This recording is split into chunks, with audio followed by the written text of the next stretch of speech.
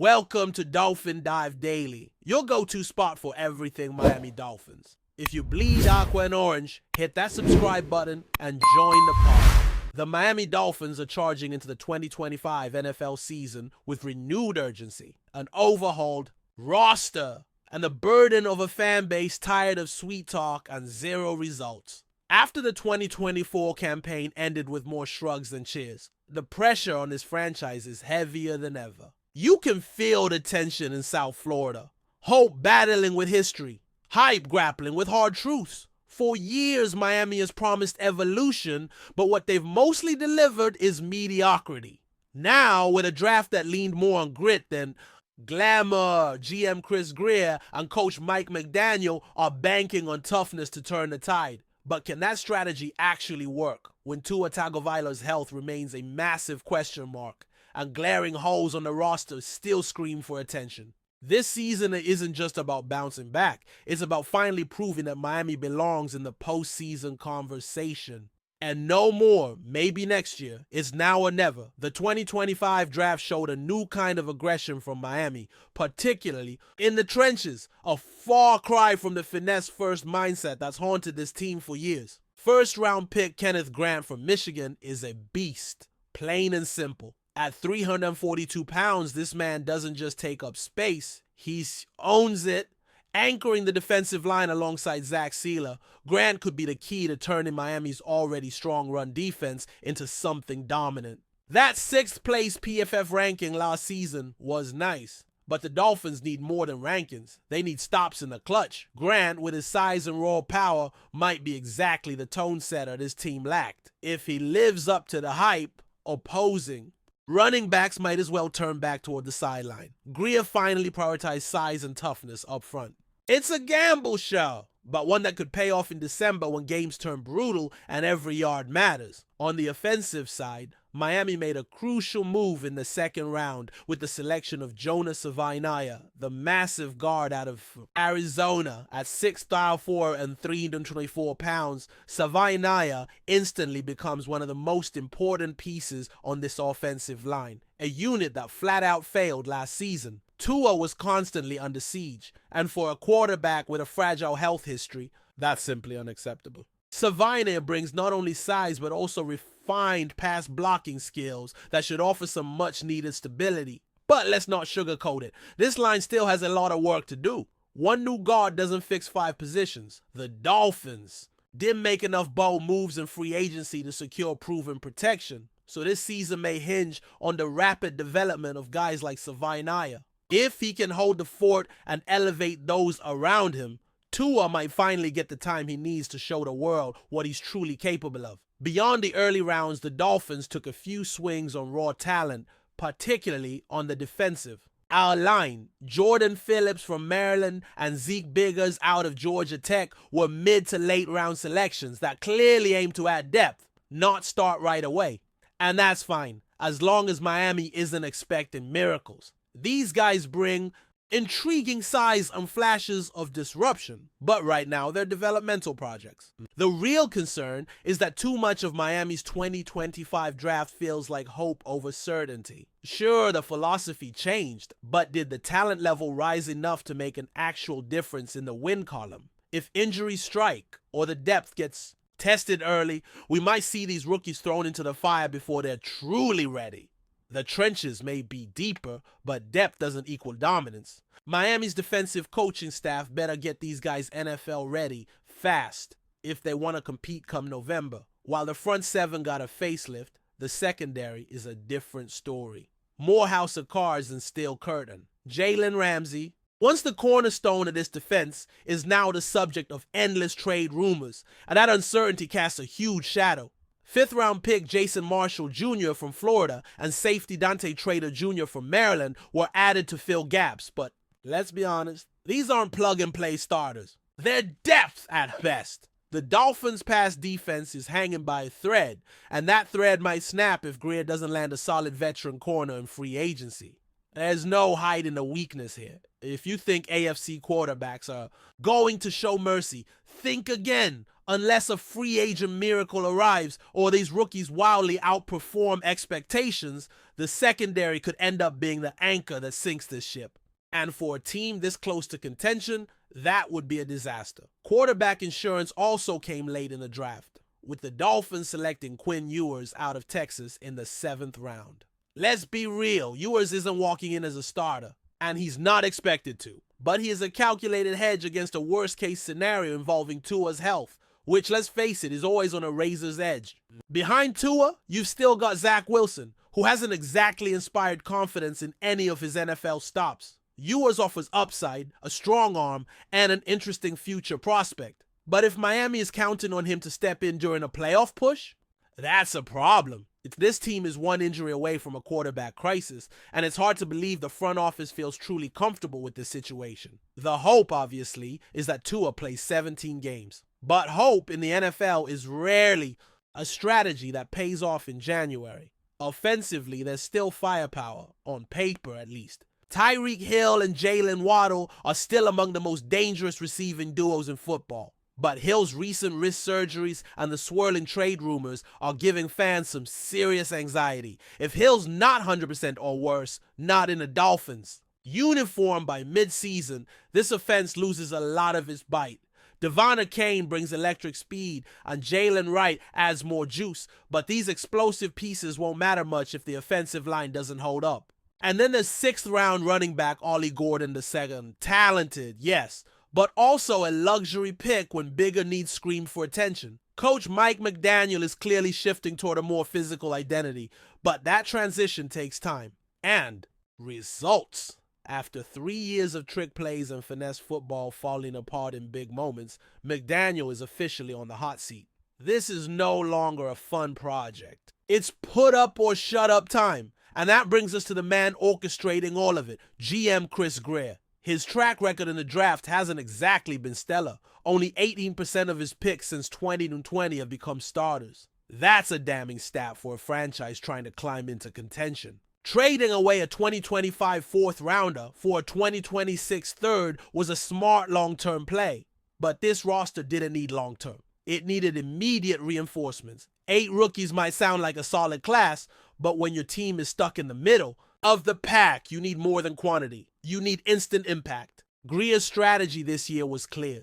Toughen up the trenches and pray the secondary holds.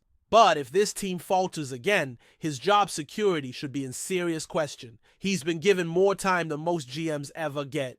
Now it's time to prove he can build a contender, not just a team that talks like one. So what does it all come down to? It's simple. Tua's health, the development of the offensive line, and whether or not this team can finally stop being soft when it matters. The pieces are there to sneak into the playoffs, barely.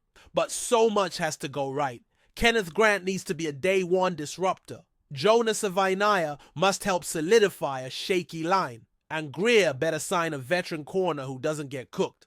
Every Sunday, if all of that clicks, this team could surprise some people. But if even one domino falls, Tua misses time, the defense can't get stops, or McDaniel gets too cute again with the playbook, then 2025 will look a lot like 2024, and 2023, and 2022. A lot of speed, a lot of talk, and nothing to show for. And when the games start to matter, at the end of the day, Dolphins fans don't want promises. They want progress. They've waited long enough. They've sat through rebuilds, quarterback experiments, and flashy headlines that went nowhere. It's time to win, not next year, not in some hypothetical future where everything magically works out. This year, this team, this moment, the window isn't wide open. It's cracked. And if Miami doesn't kick it open in 2025, it may slam shut for a long, long time. The talent is good enough. The coaching staff has had their chances. Now it's about heart, grit, and execution. The fans deserve a playoff win, not another offseason of excuses. This team has flirted with greatness for too long. It's time to finally take it out to dinner, put a ring on it, and make this relationship with winning something real enough. Talk! Go win something. Still with us? Then show some love. Hit that like button and let us know in the comments. What's your take on the Fins this week? Mike McDaniel isn't sleeping well these days. And honestly, who could blame him? The Miami Dolphins head coach, known for his sharp offensive mind and cool demeanor, is visibly rattled. It's not game day pressure or media narratives weighing on him. It's something far worse for any coach, what he's seeing on the practice field. Reports coming out of Miami's training session suggest a disturbing lack of energy, focus, and execution.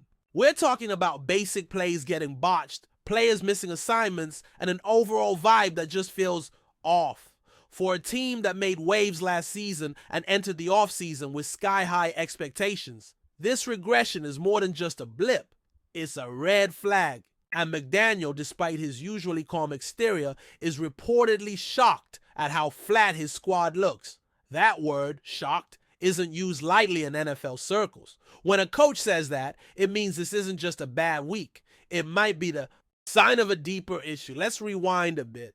Just a few months ago, the Dolphins were being talked about as one of the most electric offenses in the league. With Tua Tagovailoa slinging it, Tyreek Hill burning secondaries, and a backfield loaded with speed, Miami looked like a team ready to make serious postseason noise. McDaniel, in his second year at the helm, was praised for bringing creativity and confidence to a team that desperately needed a new identity. The locker room had bought in. The fans were buzzing. National pundits even whisper Super Bowl dreams. But fast forward to today, and it's like someone hit the brakes hard.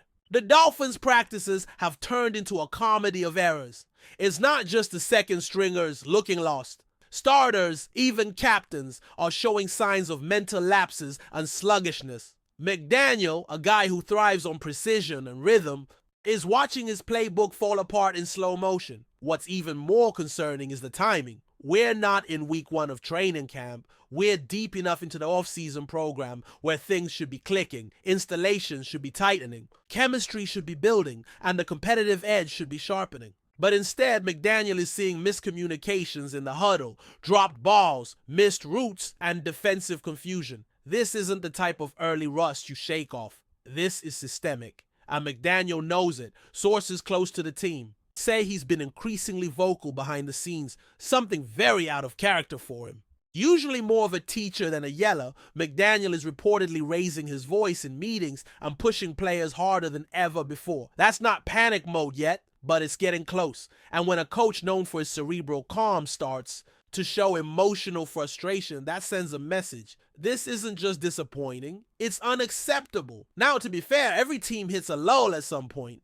Training camp is long, the grind is real, and players often hit physical and mental walls. But this feels different. It's not just about bad reps, it's about bad habits forming. And habits, once ingrained, are hard to break. McDaniel is watching a culture that once thrived on accountability and precision slip into complacency. It is a coach's nightmare seeing talent go to waste because the hunger isn't there. He's reportedly held multiple closed-door meetings with team leaders trying to reignite the fire. But so far, it hasn't clicked. Some players are responding, but others still look stuck in cruise control. And that's terrifying, especially in a division that's only getting stronger. The Bills are still a powerhouse. The Jets are loaded. If Aaron Rodgers stays upright, even the Patriots can never be counted out. Miami can't afford to stumble out of the gate. There's also the fan base to consider. Dolphins fans have been through a lot.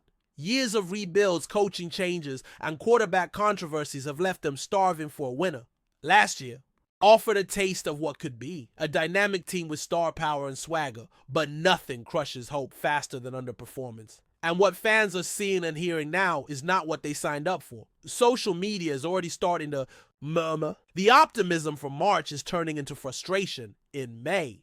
If these training camp woes bleed into preseason games, the pressure on McDaniel will skyrocket.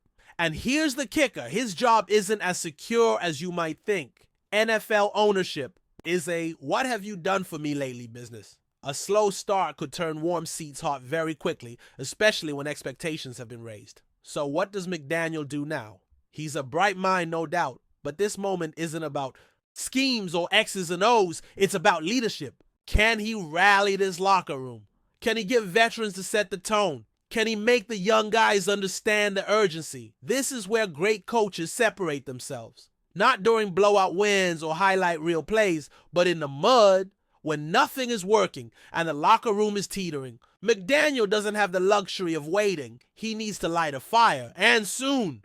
Because if the Dolphins don't snap out of this funk fast, they risk wasting a golden window of opportunity. And in the NFL, windows don't stay open for long.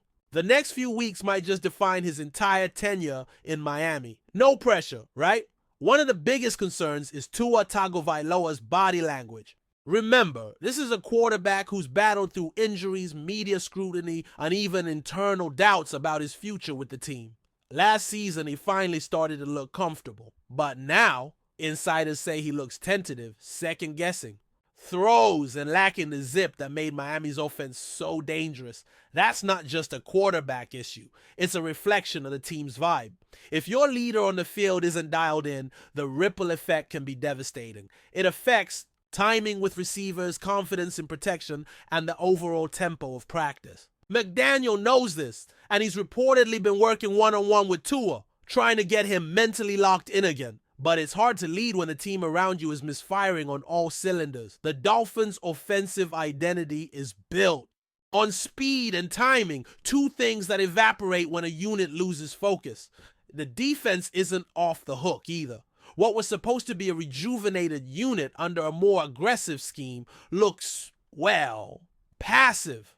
There's no bite, no edge, and in a league where offenses are faster and more creative than ever, you can't be reactionary.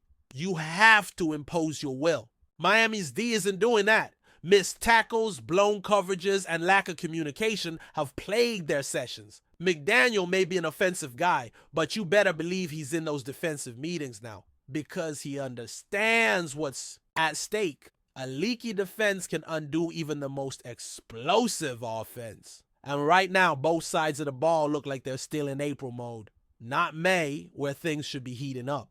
There's no more time for excuses. Preseason is around the corner. And if these issues aren't addressed immediately, the Dolphins are in for a rude awakening. There's also a psychological element here that can't be ignored.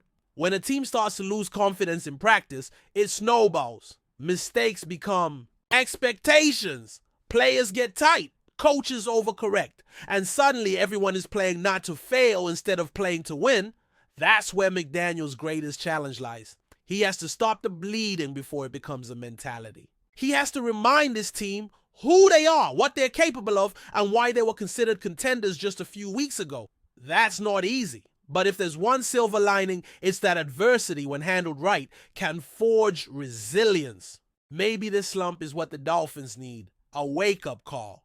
But only if they respond the right way. McDaniel has to lead that charge. Because right now, he's not just coaching a football team. He's trying to save a season before it even starts. And let's not sugarcoat it. The clock is ticking. Fans are watching. The media is watching. And the AFC isn't waiting around for Miami to figure it out. Every rep, every meeting, every drill matters from this point on. McDaniel knows he has the tools. He knows the potential is there, but potential doesn't win games. Execution does. And right now, that's what's missing. If McDaniel can pull this team out of its current funk, he'll not only prove he belongs among the league's top coaches, he'll earn the trust of a fan base desperate for something real. But if he can't, well, the whispers will grow louder. And in this league, whispers don't stay quiet for long. So here's the message to Miami. Wake up, get to work, and show the NFL who you really are. Because right now, you're looking like a team that's still asleep at the wheel. And the road ahead is brutal. That's a wrap for today's dive. If you're loving the content, share it with a fellow Dolphins fan, hit subscribe, and turn on notifications so you never miss a splash. Fins up.